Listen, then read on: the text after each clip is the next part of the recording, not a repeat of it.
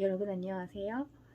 이전번에 제가 부당해고를 당한 경위에 대해서 말씀을 드렸는데 이번 편에 대해서는 그러면 이제 계약 만료되기 일주일 전에 통보를 받았는데 이제 더 이상 계약 연장하지 않겠습니다라는 통보를 받았는데 그러면 제가 퇴사하기까지 어떻게 진행을 했고 그 다음에 부당해고 구제 신청을 하기까지에 대해서도 이번 편에서 말씀드리도록 하겠습니다.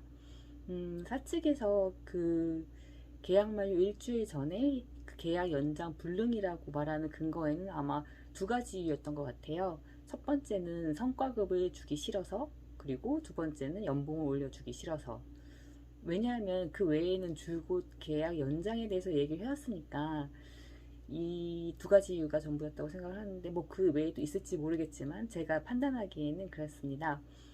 그래서 이제 저는 백방으로 어떻게 해야 될까? 저는 너무 억울한데, 그래서 어, 좀 인터넷으로 많이 찾아봤어요. 좀 부당한데 상담받을 곳이 없을까 싶었더니만 이제 오픈 카톡방에 직장 갑질 119라는 오픈 채팅방이 있고, 그다음에 거기에 보니까 각 지자체마다 저와 같이 이렇게 부당한 대우를 받거나 이제 노무 때문에 힘들어하는 분들을 위해서 상담을 해주는 센터들이 있더라고요. 그게 이제 지자체별로 쭉 있는데 그 중에서 제가 살고 있는 지역에 해당되는 곳에 유선으로 전화로 한 30분 정도 어, 이제 상담을 많이 했어요. 이제 전후 상황이랑 좀 모든 걸 다 설명하니까 그쪽 그 모든 분들이 다 입을 모아 말씀하시는 게 위가 제가 아까 말씀드린 두 가지 이유만으로는 계약 연장 불능의 이유가 되기 어렵다.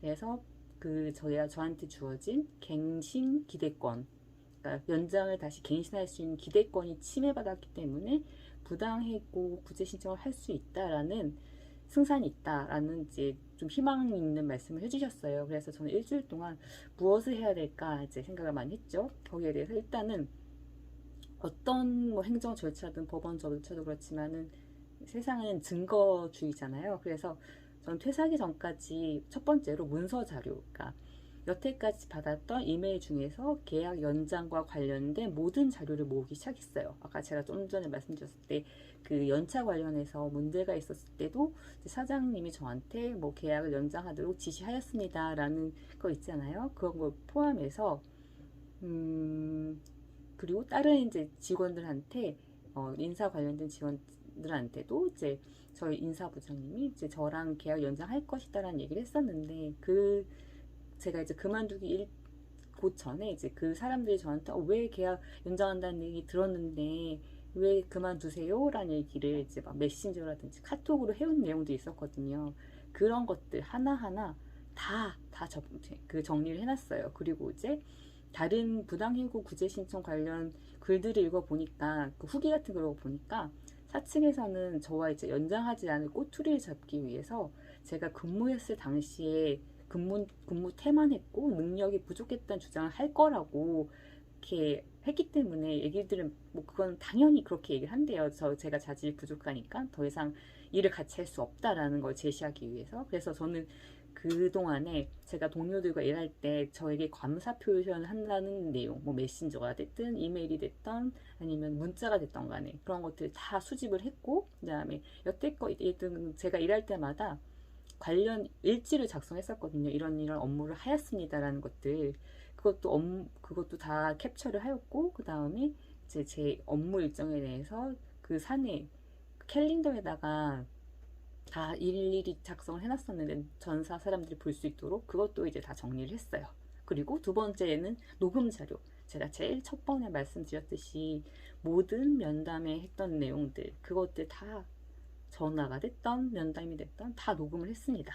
이거를 이제 나중에 지방노동위원회에 갈 때는 전문을 속기사에게 다 부탁할 필요는 없고요. 돈이 되게 꽤 많이 든다고 하더라고요. 그래서 저도 직장 같이 119에서 이제 들었던 팁 중에서 그 앱 어플 중에서 클로바 노트라는 게 있어요. 그거는 이제 무료로 다운받으면 되는 건데 제가 녹음한 자료들을 이제 그 클로바 노트를 통해서 텍스트로 제 그 속기록처럼 풀어주는 거예요. 그게 이제 우리 유튜브 볼 때 자막 나온 것처럼 그 유튜브 자막보다는 좀 더 이제 정확성이 높긴 한데 그걸로 추출을 하면은 시간이랑 분까지 다 표기가 돼요. 이렇게 글자 텍스트로. 그러니까 그거를 제가 들으면서 다시 수정을 하는 거죠. 올바른 맞춤법으로 이제 그렇게 높여서 완성도를 높이는 방법을 사용하기로 했습니다. 이제 그렇게 그 증거들을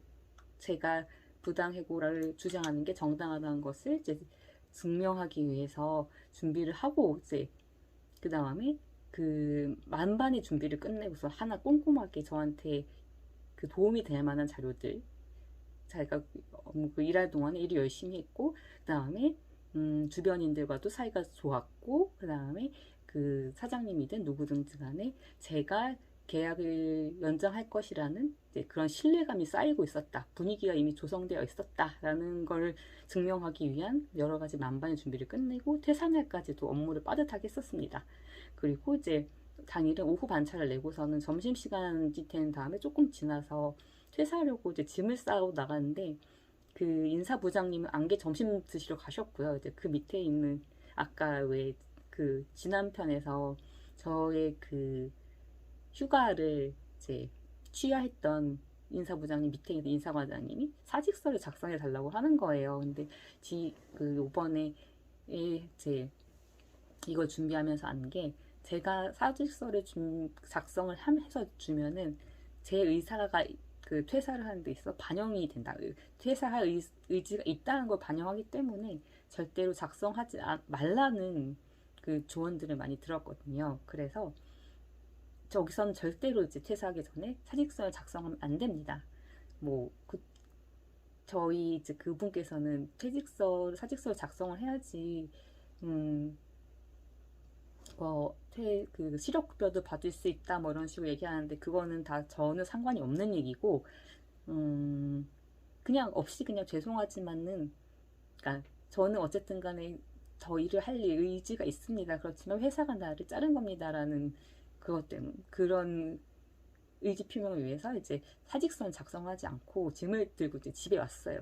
그리고 이제 준비를 부당해고 구제 신청을 해야겠구나 라고 생각을 하면서 그 전에 알아봤는데 부당해고 구제 신청은 퇴사 후 90일 이내 지방노동위원회 진노위라고 하죠. 거기에 우편 또는 뭐 인터넷 직접 가서 이렇게 구제 신청을 하는 분도 계신다고 하는데 그거는 이제 만약에 제가 부당해고 구제 신청을 해서 제가 이기게 되면은 퇴사하고 그 결정이 나는 날까지 신문에서 결정이 나는 그날까지 일하지 못한 기간에 급여를 받을 수 있다고 해요. 그리고 이제 만약에 뭐 90일 이내에 제가 그 받을 수 있다고 해요. 그리고 이제 하나씩 팁을 드리면은 퇴사 후에 아까 말씀드렸듯이 부당해고 구제 신청 퇴사 후 90일 이내에 해야 되는데 예를 들어서 막 퇴사 후 이제 80일 이제 열흘밖에 안 남았잖아요. 기한이 이제 계속 놀다가 80이 넘어가서 기간이 만료되기 직전에 신청을 하거나 하면은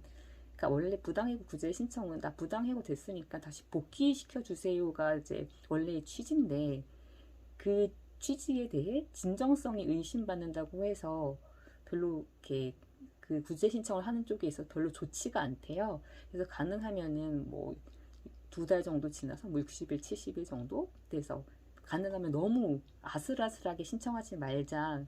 저 같은 경우는 뭐 딱히 그렇게 90일까지 기다릴 필요는 없고 그냥 빨리 조속하게 저는 이제 억울한 게 있으니까 성과급을 못 받는다든지 하는 게 그게 있으니까 빨리 일을 조속하게 이제 해결하고 싶은 마음이 한 달이 되기 전에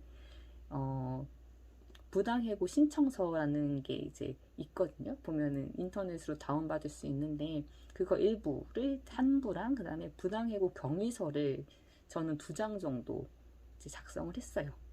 그 어떤 그러니까 입사에서부터 퇴사할 때까지의 그 경위들 그리고 부당해고가 되는 이유들 같은 걸 2장 정도 이제 작성을 해서 빠른 등기로 해서 이제 회사가 그 사측이 위치해 있는 관할 지방노동위원회에 등기로 빠른 등기로 붙이게 되었습니다. 여기까지가 제 계약사원, 기간제 사원이 부당해고 구제 신청을 하게 된 경위입니다.